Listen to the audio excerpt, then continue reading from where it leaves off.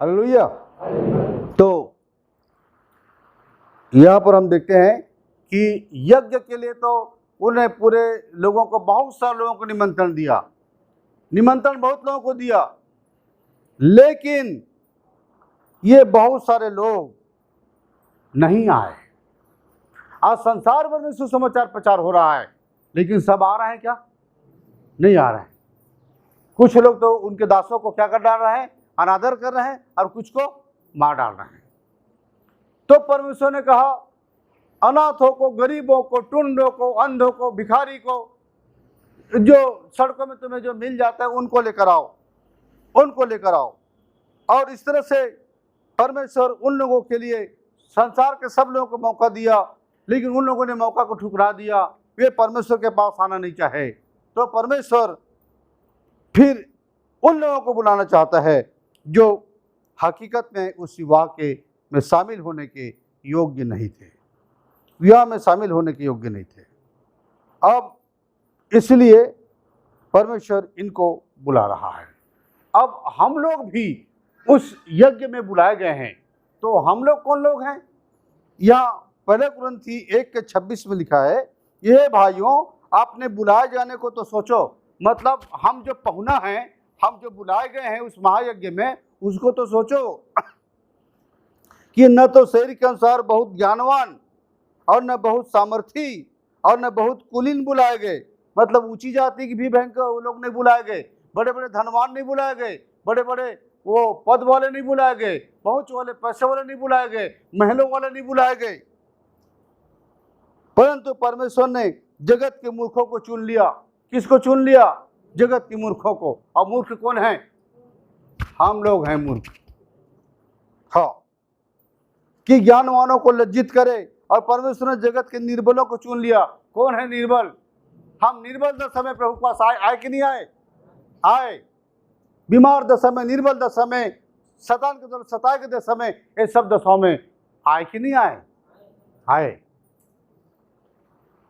इस चर्च में जो इतनी बड़ी भीड़ होती है, वो लोग जो आ करके परमेश्वर को स्वीकार करते हैं, धीरे धीरे उनके विश्वास पर परमेश्वर को छूने लगता है, और लोग धीरे से परमेश्वर को जान जाते हैं। फिर छोड़ना पसंद करते हैं? नहीं करते। दुख सह लेते हैं, सताव सहते हैं। जैसे आप लोगों में से आप लोगों ने सह रहे हैं अभी तक, निकाले गए, छोड़े गए, त्यागे गए। क्यों? क्योंकि आपने परमेश्वर के प्रेम को जान लिया। क्रूस महायज्ञ के पास आप चुन के बुलाए गए हो।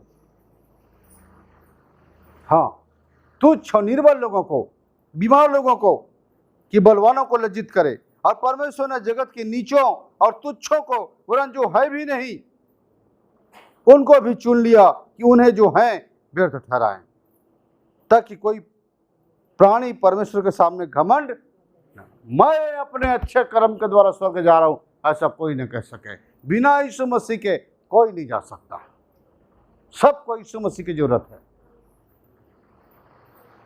ये यज्ञ को आप ठुकराएंगे तो फिर आपको जो दंड देगा राजा, वो सारे मारे गए, मारे जाने वालों में आओगे। ये क्रूस महायज्ञ एक बार किया परमेश्वर ने कहा कि यह क्या बार बार तुम पशुओं को और हाथ रखते हो? ये क्या बार बार तुम कबूतरों को, भेड़ों को, तुम बकरों को और तुम्हारे उनके पशुओं के बलि चढ़ाते रहते हो अपने पापों के लिए, और बार बार वही पाप दोहराते रहते हो। एक बार मैं अपने पुत्र को, अपने आप को चढ़ाऊंगा, अपने शरीर को चढ़ाऊंगा, और उसके बाद उस लहू से तुम शुद्ध और पवित्र होगे। तुम्हारे अंदर मेरा स्वभाव होगा, तुम्हारे अंदर मेरा स्वभाव होगा, तुम मेरे पुत्र बनोगे। जिसका लहू, उसके संतान। पहले आप आदम के संतान थे, आदम का लहू आपके अंदर था, पाप का संतान, पाप का स्वभाव आपके अंदर था। अब आपके अंदर में किसका लहू आ गया? परमेश्वर का लहू आ गया। अब परमेश्वर, यीशु मसीह का लहू मतलब परमेश्वर का लहू हो आ गया। तो अब आप उसके स्वभाव में बनते जाओगे दिन ब दिन। और उनको बनाना आता है। आपको टेढ़ा करके बनाएगा, सीधा करके बनाएगा, बेढ़ा करके बनाएगा, पर बनाएगा। बिना ठोकाई के नहीं बनोगे तो ठोकाई भी करने देगा वो। हाँ, इसलिए ये यज्ञ जो है परमेश्वर ने जो किया, इसमें लिखा है कि और यहोवा के यज्ञ के दिन हाकिमों और राजकुमारों को और जितने परदेश के वस्त्र पहना करते हैं उनको भी दंड दूंगा। हाकिम और राजकुमार वे लोग जो खुद को शहंशाह कहते हैं, जो खुद को कहते हैं हम धरती पर कुछ है, हमारा पावर है, हमारा अधिकार है, हम न्याय करने में सक्षम, हमारा न्याय हमारे पास आता है। आज संसार के जज के पास जाके देखो, हाँ, आपको आपकी संपत्ति खत्म होने तक आपको पेशी लगाते रहेंगे, आपका न्याय होने नहीं पाता, न्याय तो मिलता नहीं है, ऊपर से आपके ऊपर दोष लग जाता है, जो किए नहीं रहोगे वो आपके ऊपर लग जाता है, जो आप नहीं किए हो, फिर आपके पास प्रमाण नहीं है तो आप दोषी हो। लेकिन खुदा जानते हैं कि कौन दोषी है और कौन निर्दोष है, उसके अदालत में सच्चा न्याय होता है, उसका तराजू बिल्कुल सीधा तराजू है। इसलिए न्याय तो परमेश्वर के पास है, धरती में क्या न्याय बनेगा। ये हाकिम धरती में जो बैठे हुए हैं वो खुद को बहुत समझते हैं। यहाँ जो तानाशाह बैठे हैं, राजा बने हैं, बड़े पदों में बैठे हुए हैं, मंत्री हैं, राजा हैं, राष्ट्रपति हैं, और कहते हैं कि हम देश हमारे कंधे पर हम खुद चलाते हैं। सारी दुनिया का चलाने वाला वो सब कुछ खुद चलाता है, तुम क्या सही चलाओगे। 4 दिन तुम आए बैठे चले जाओगे, तुम्हारे बाद कोई और आ जाएगा। दुनिया में कई राजा महाराजा पैदा हुए, कई तानाशाह पैदा हुए, कई बर्बर राजा बादशाह पर पैदा हुए, कहाँ रहे, गए वो लोग, नामो निशान नहीं रहा। कितने नगरों को परमेश्वर ने उजाड़ के जंगल बना दिया, कितनी जंगलों को बसा दिया, नगरों के रूप में बसा दिया, रेगिस्तान को उसने सुंदर भूमि बना दिया, उपजाऊ भूमि बना दिया, और उपजाऊ भूमि को रेगिस्तान में बदल दिया। कितने सभ्यताएं नष्ट हो गई, कितनी सभ्यताएं खत्म हो गई।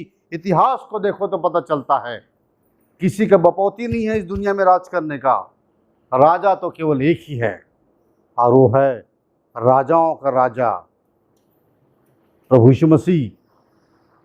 वो सेनाओं के हुआ महाराज धीराज, यशायाह कहता है मैंने महाराज धीराज को देख लिया है ऊंचे सिंहासन पर। क्यों? 4 राजाओं के जमाने में यशायाह था, चमचागिरी करता था राजाओं का। राजा मक्खी मारे तो राजा के गुणगान करते तो शेर मार दिया।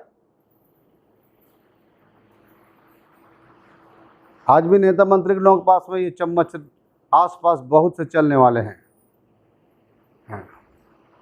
राजा मंत्री अगर कहे तो वो बोलते हैं हाँ में हाँ मिल जाते, बिल्कुल बिल्कुल मालिक, अब वो मंत्री जी आप जो बोल रहे हैं वो अच्छा बिल्कुल सही है, आपने एकदम ठीक बताया आपने। अब वो बोलेगा नहीं नहीं ये मुझको ये थोड़ा गलत लग रहा है, नहीं भाई बिल्कुल सही बोल रहे हैं आप, ये गलत ही लग रहा है। ये सब ये लोग हैं। यशायाह भी वही करता था। उज्जिया राजा पर बहुत भरोसा किया, मर गया राजा उज्जिया, अनाथ जैसे हो गया। देखा अब तो भविष्य नहीं दिख रहा है, तो ऊपर देखा। जब हमको भी कोई रास्ता नहीं दिखता ना तब ऊपर दिखता है, दिखता है ना ऊपर। ऊपर किसको बोलते हैं? परमेश्वर को।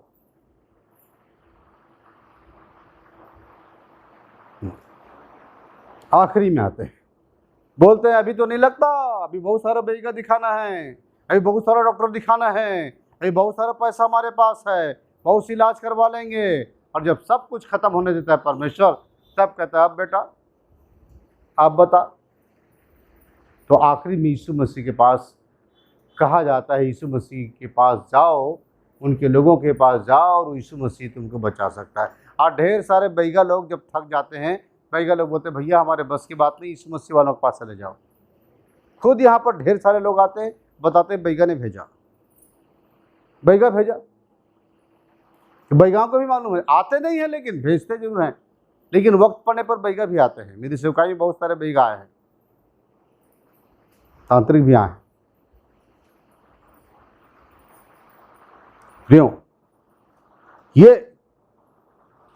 हाकिम और राजकुमारी दुनिया के जो लोग हैं, जो तानाशाह हैं, परमेश्वर कहता है ये तो दंड के योग्य होंगे, लेकिन वो लोग भी दंड के योग्य होंगे जो परदेश का वस्त्र पहनते हैं, परदेश का वस्त्र पहनते हैं।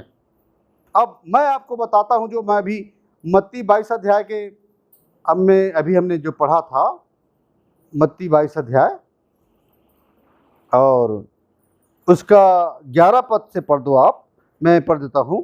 जब राजा जबनहारों को देखने भीतर आया,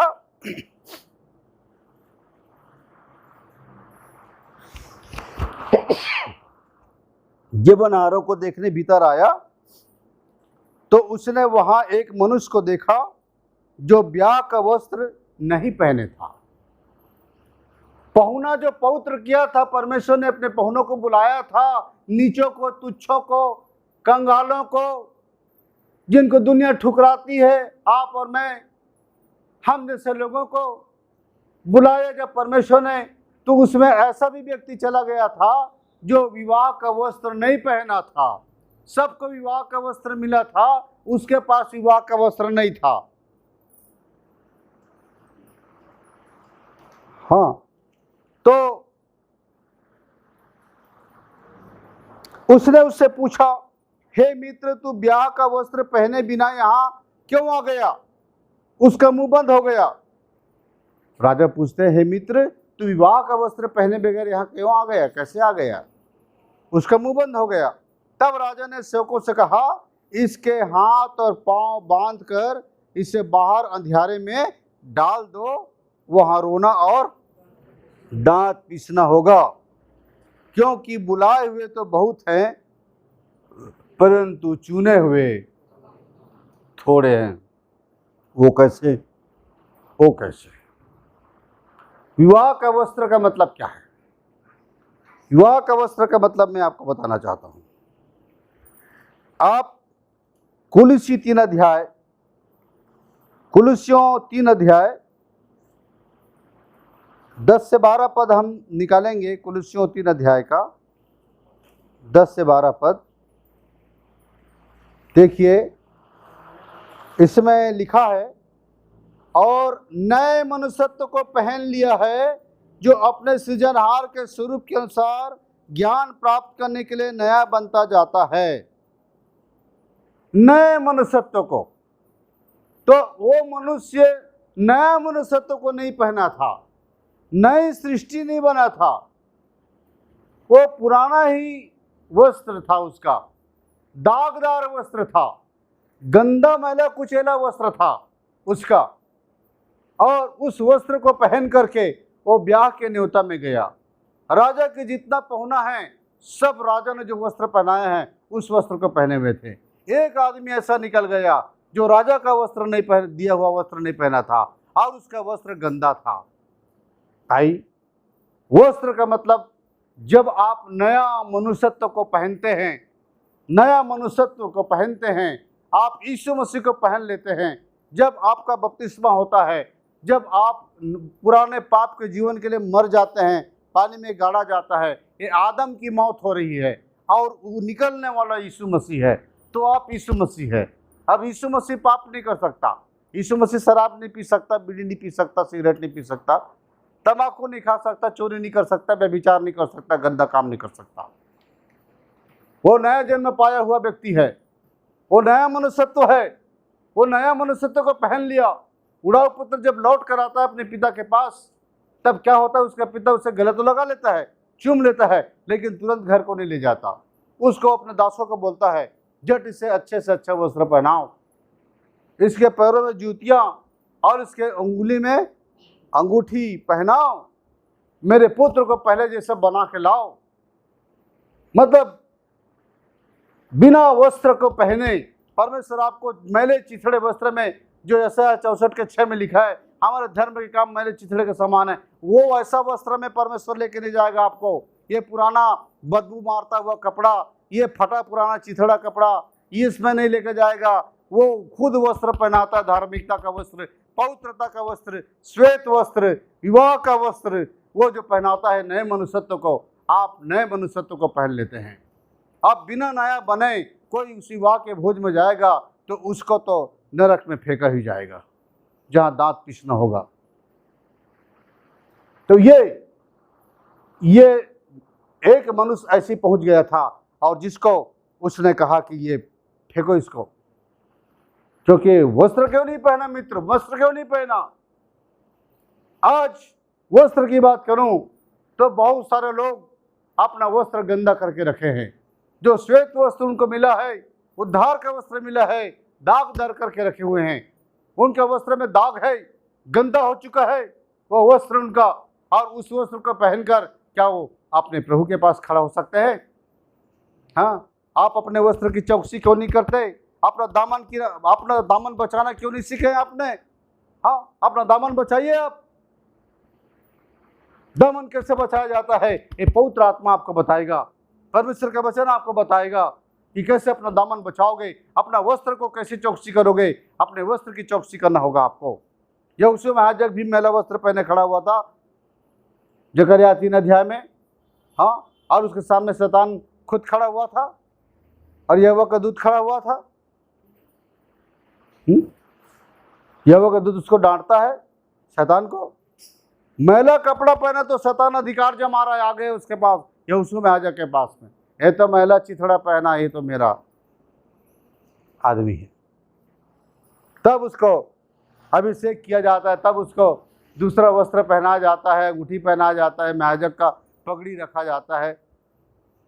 प्रियो, आपको भी नया मनुष्य बनकर परमेश्वर के पास उस यज्ञ में आना है। यज्ञ में जब आते हैं आप, यज्ञ के बाद विवाह का भोज है।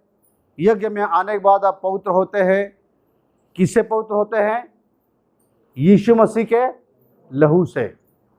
वो प्रभु परमेश्वर का लहू है।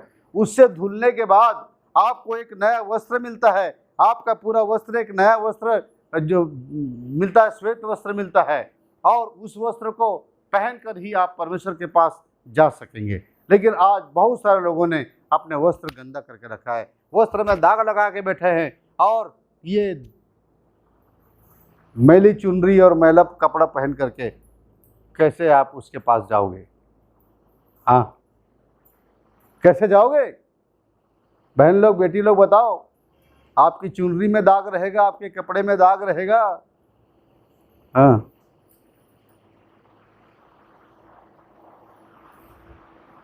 है ना? तो वही है। प्रियो, मैं आप लोगों से कहना चाहता हूँ कि आपका वस्त्र साफ है। जिंदगी भर अपने वस्त्र की रक्षा करनी पड़ेगी आपको। जो वस्त्र पिता ने आपको पहनाया, जिस दिन आप उड़ाऊ पुत्र जैसे पाप में पड़कर लौटे थे, सब कुछ लुटा के लौटे थे, और जब प्रभु यीशु मसीह के लहू से धुले थे, उस दिन आपको नया वस्त्र मिला। अंगूठी, नवरत्न का अंगूठी मिला। ये नवरत्न मतलब 9 अधिकार, इसकी अंगूठी मिला। मैं कई बार कलीसिया को बता चुका हूँ 9 अधिकार क्या है, नवरत्न अंगूठी क्या है। हाँ, ये नवरत्न अंगूठी मिला। जूतियाँ मिली पैरों में, जो पैर तो लहूलुहान दिखते थे उसके, उन पैरों को नहला के साफ किया गया और में नई जूती पहनाई गई। तो प्रियो, आपको नया करके परमेश्वर अपने घर लेके जाना चाहता है। ऐसे मैले चिथड़े कपड़ों में, दाग लगा कपड़ों में नहीं। अगर आपके दामन में दाग है मसीह में आने के बाद, तो फिर आप मसीह नहीं हो। वो विवाह का वस्त्र नहीं पहना आदमी जिससे फेंके जाओगे, जो फेंका गया ना, अभी मैं पढ़ के बताया आपको, उसी प्रकार आप फेंके जाओगे।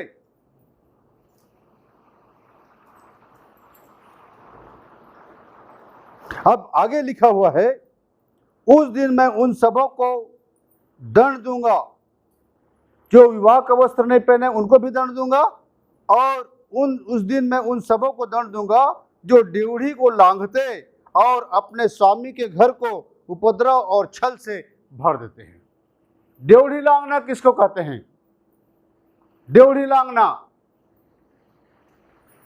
देखिए, घर की बहू या बेटी, घर की बहू या बेटी अगर घर की ड्योढ़ी में रहे, सीमा में रहे, मर्यादा में रहे तो ही अच्छा है। और अगर वो ड्योढ़ी लांघती है तो मर्यादा तोड़ती है।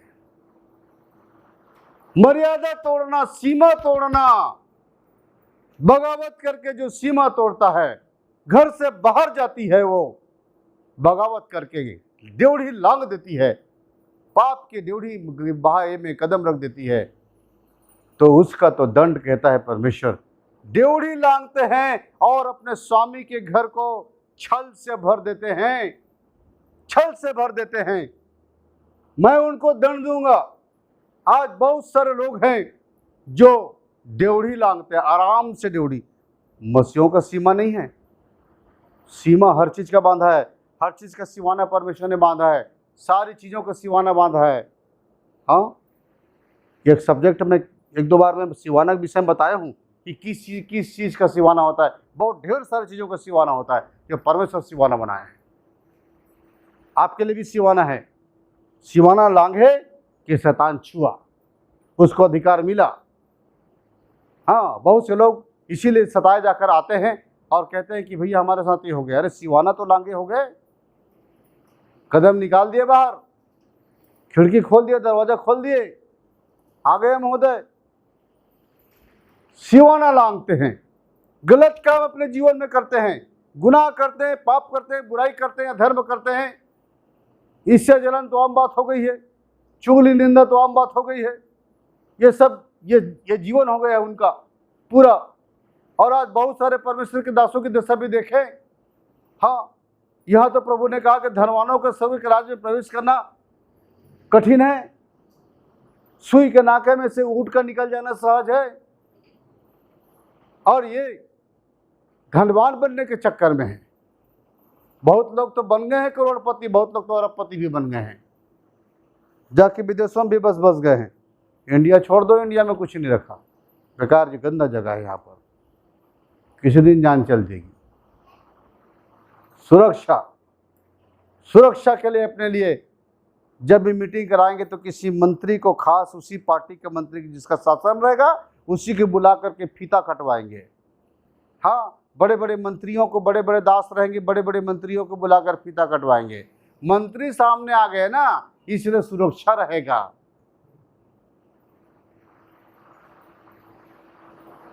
यीशु मसीह ने कभी रोमी शासन से सेना मंगाया था अपने लिए, अपनी सुरक्षा के लिए? पौलुस को तो संसद का पावर था।